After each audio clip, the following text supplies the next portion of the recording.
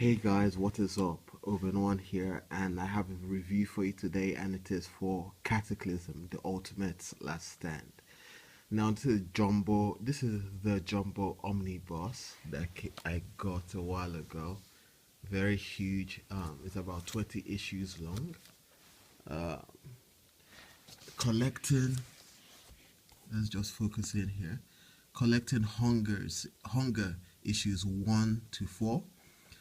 Cataclysm issue 0.1, Ultimate Cataclysm, Cataclysm, the Ultimate Last Stand, issues 1 to 5, Cataclysm, Ultimate Spider Man, issues 1 to 3, Cataclysm, Ultimate X Men, issues 1 to 3, and Cataclysm, Cataclysm, the Ultimate, issues 1 to 3, and also Survivor, issue 1. I'm going to break this down into segments so that it will be easier for you guys to know what I'm talking about. Hunger, issues 1 to 4, written by Joshua Hale Falkov, with art by Leonard Kirk. This is going to be a bit hard to explain, but I'll do my best. It starts, basically, there's multiple universes in the Marvel comic book reality, and this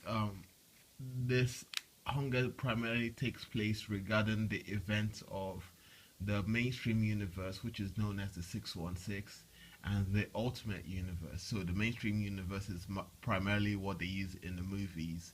The Ultimate Universe is primarily what they use for the costumes in the movies. So this takes place in the Ultimate Universe, where after the issues or after the matters of Age of Ultron, uh, Galactus from the 616, the mainstream universe, finds his way into the Ultimate Universe and merges with the Galactus of the Ultimate Universe, and he becomes like the ultimate unmaker, the ultimate devourer of worlds. It revolves around four characters of the Ultimate Universe. So that is Rick Jones, who is Nova, Silver Surfer, uh, Captain Marvel, and Ronan the Accuser. So basically, it's everyone trying to either find a way to stop Galactus, destroy Galactus, or stop him from feeding. The story is quite good, quite emotional, and one of my favorite things about it is it shows that even in death, Peter Parker can still inspire people. If I can actually find that issue. And yeah, it's quite entertaining, very heart wrenching, and there are some what's it called, casualties of war. So here you go. He comes back to Earth and he has a conversation with Mary Jane about Peter Parker. But yeah, it's an interesting read nonetheless, and the artwork is quite interesting as well. Not bad. Cataclysm issue 0.1. So this is a bit of the start of what happens. It focuses primarily on Vision of the Ultimate Universe. And in the Ultimate reality, Vision is a woman. And she's in a relationship with Sam Wilson, aka the Falcon. You'd probably know him more. His character is the same one that Anthony Mackie played in Captain America: The Winter Soldier. So basically, she's investigating something that happened in Hunger, and she realizes that it's Galactus. She leaves the planet without informing anyone, and in her investigation, she notices the differences between the 616, the mainstream universe, and the Ultimate Universe. So differences between Reed Richards, like one is a hero and one is a villain. X Men, some are heroes and some are more or less almost extinct, and Spider-Man, one's alive and a true hero, and the other one is more or less dead. So yeah, she investigates and stumbles upon Galactus. She tries to stop him, but somehow Galactus finds his way towards the ultimate universe, and he's about to feed on the ultimate Earth. Cataclysm, The Ultimate Last Stand, written by Brian Michael Bendis, and artwork by Mark Bagley. This is collecting issues 1 to 5. Sorry, I'm putting my hands over the other one because I don't want to spoil it for you guys. So yeah, this one is more about Galactus, the merged Galactus from the merged Galactus of the 616 and the Ultimate Universe coming to the Ultimate Earth, and everybody trying to stop him. So this is basically, I'll tell you a bit more about it. So everybody tries to stop him, and they realize that they need to go. The only person that can help them is Reed Richards from the 616, the mainstream universe. So they're trying to figure out how to get there, and the only candidate that can go there is Miles Morales, the Spider-Man of the Ultimate Universe, because he met Peter Parker of the 616 a while ago. And people are kind of like thinking, oh, we need somebody needs to go with him. Who's going to go with him? And it turns out it's most likely going to be Reed Richards of the Ultimate Universe. In this reality, he's a villain. There's no Fantastic Four anymore, and he's tried to kill all of his colleagues and everybody else. So Thor sees him and throws a hammer his way. But eventually they go to the 616 reality, and he sees the kind of life he could have had if he stayed a good guy. It's kind of like a redemption arc for Reed Richards, and eventually they find out that it is Galactus, and trying to figure out what to do about it. So they also bump into Valerie Richards, who's the daughter of Reed Richards, and Susan Storm of the 616, the mainstream reality. Either way, long story short, they end up they try not to spoil it. They end up recruiting Kitty Pryde and the X-Men to try and help them stop the threat. They need the help of mutants. So eventually, everything is more or less sourced out. Like Hunger, because in Hunger the battle ended up with a bunch of casualties and a bunch of heroes stranded, or casualties and some stranded hero. And the same thing happens here. There are casualties and the stranded heroes and other stuff like that. An interesting book, good art, really interesting art. Love what they're doing emotionally with the characters as well. Is a fun, really entertaining book. Cataclysm Ultimate Spider-Man issues 1 to 3. This is the first of 3 tie-ins to Cataclysm, the Ultimate Last Stand. Issues 1 happens well before the Ultimate Last Stand, and issues 2 and 3 happen in between or well before issues 4. So it focuses more on the other characters from Ultimate Spider-Man, and basically it's a good story. There's a great moment here where Captain America and the other Ultimates realize that Jessica Drew Spider-Woman is the clone of Peter Parker.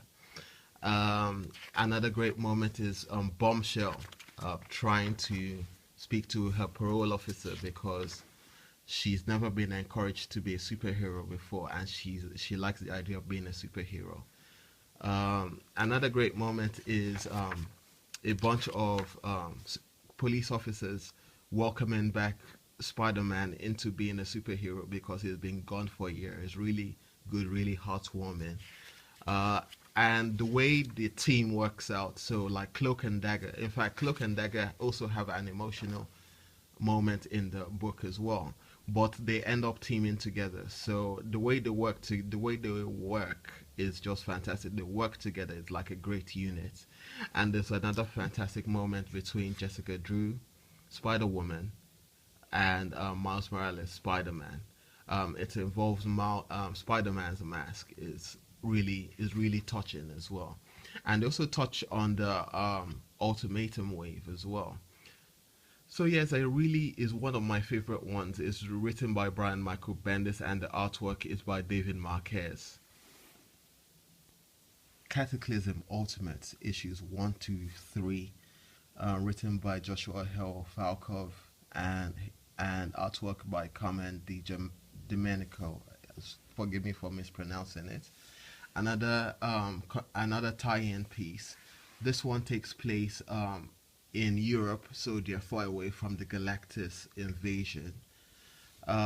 It focuses more on a cult led by MODOK, a cult of Galactus followers. So basically, all they're trying to do is they're using the Galactus swarm to turn the rest of the world into Galactus swarms, basically trying to turn them into Galactus, so that MODOK wants to be the next herald of Galactus because he worships Galactus.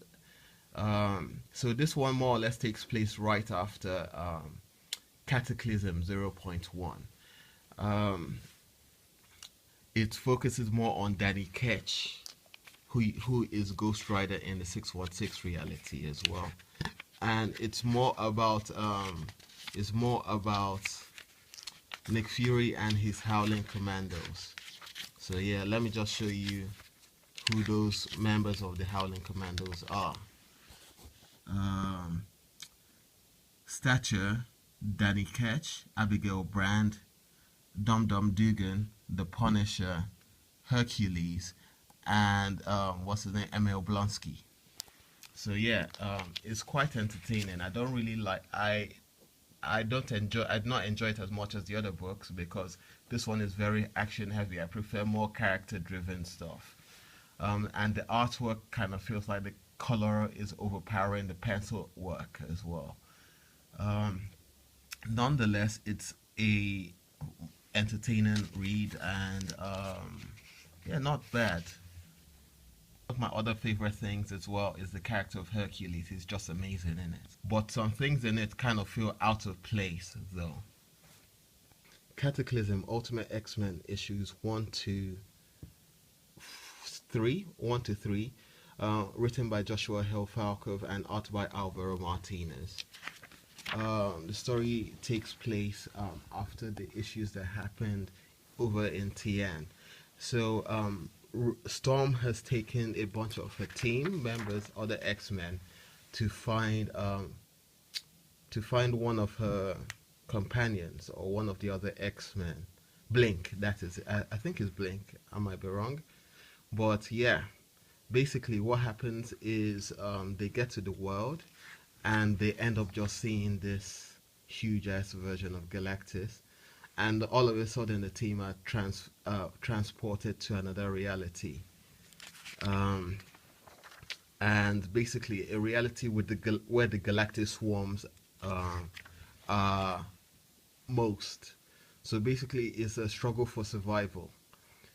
Eventually they meet up with Captain Marvel. Rogue is the main focus of the story. She has a great moment with Captain Marvel as well. The artwork is decent and possible is one of the better ones. Ultimate is the weaker out of the three, but yeah, it's quite entertaining. I love what they did with Jimmy Hudson, and I love what they did with Rogue. There's a moment where Rogue does a lot with a bunch of the characters' powers as well. It's quite entertaining. It's a fun read, and yeah, it's not too bad. The story takes place well before issues 4 of Cataclysm, The Ultimate Last Stand. Now on to Survivor, issue 1 by Brian Michael Bendis. I can't really talk too much about it. It's a good book, but it deals with the fallout of Cataclysm, The Ultimate Last Stand. So it's fun. I wish I could talk more about it and the overall consequences with Abraxas regarding what happened with Galactus. By the way, I do have a digital copy of the entire book. If you're interested in it, please contact me.